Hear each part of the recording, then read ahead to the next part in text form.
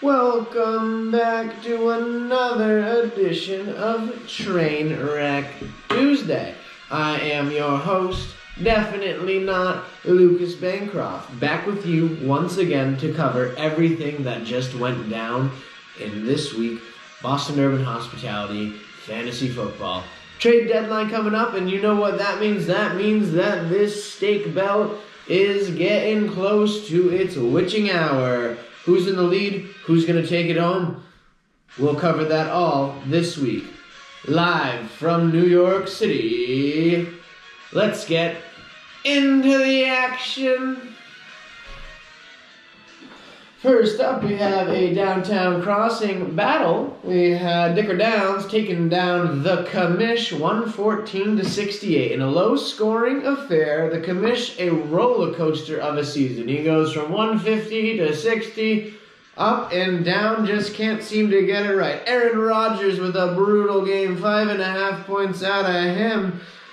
Single digits all over the place, other than Travis Kelce with a decent game, 64 yards and a touchdown. Looking over at the Dicker Downs, Kyler Murray continuing on that solid season with 33 points. You also have Jonathan Taylor with 15, and the Buffalo defense, 3 interceptions, a touchdown, and 4 sacks. 19 points out of them gets Dicker Downs back to 5-5.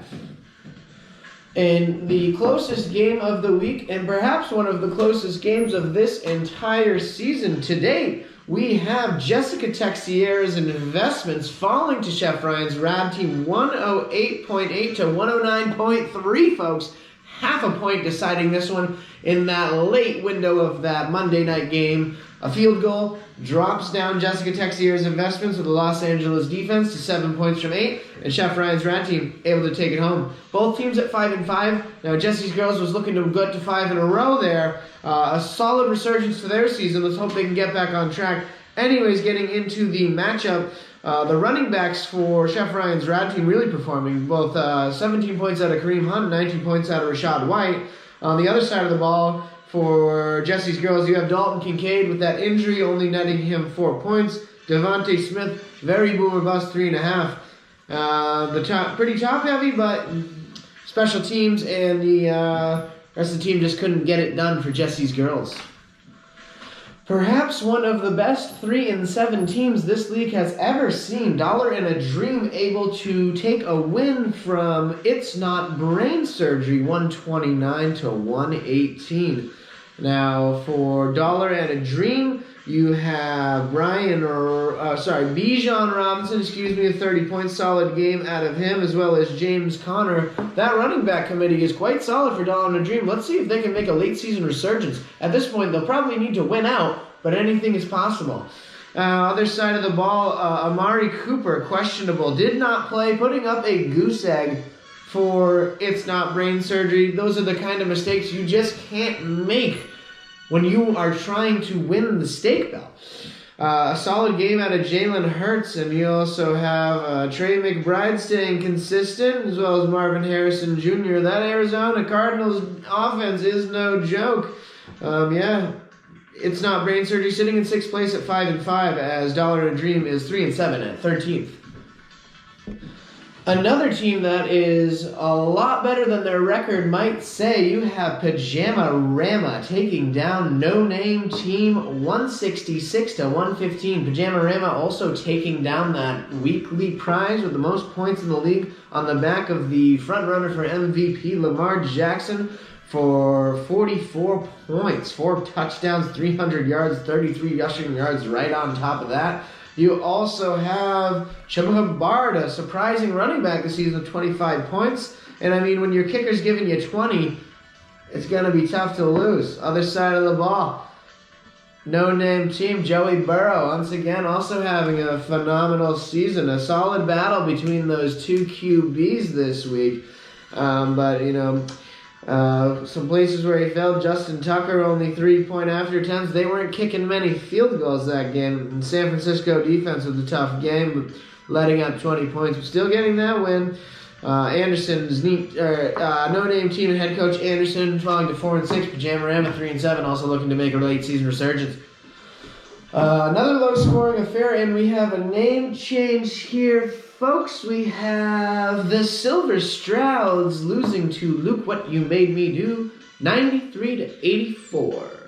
Just a tough season all around for the Silver Strouds. They're now at 4-6, a once prominent and dominant figure in this league. Just not his year. CJ Stroud is at the helm of that tough season. 16 points in that loss to Detroit. Lad McConkey, he is a good lad, but he was not this week with only 7.5 points.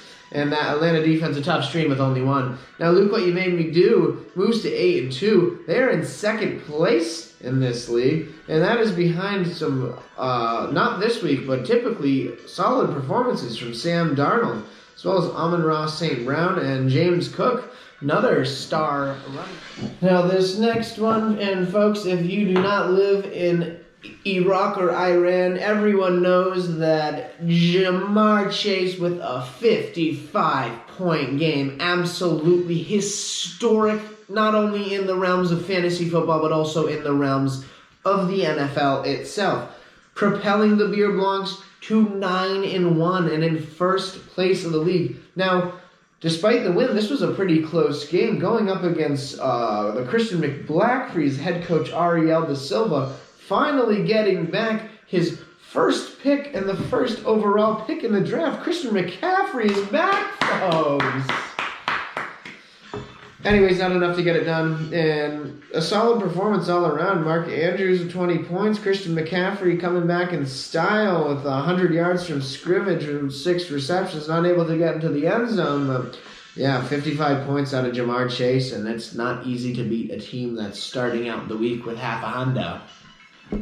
And our last matchup for the week, we got Miso Brady taking down Kelly's Majestic team 109-92. Miso Brady moving to 6-4 and in 4th place. Both these teams are in 3rd and 4th place respectively.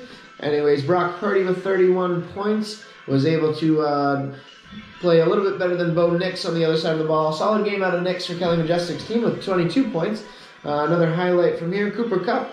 You know, we saw he had that injury early in the season, so I'm sure Miso Brady, my apologies, is happy to have him back with 15 points.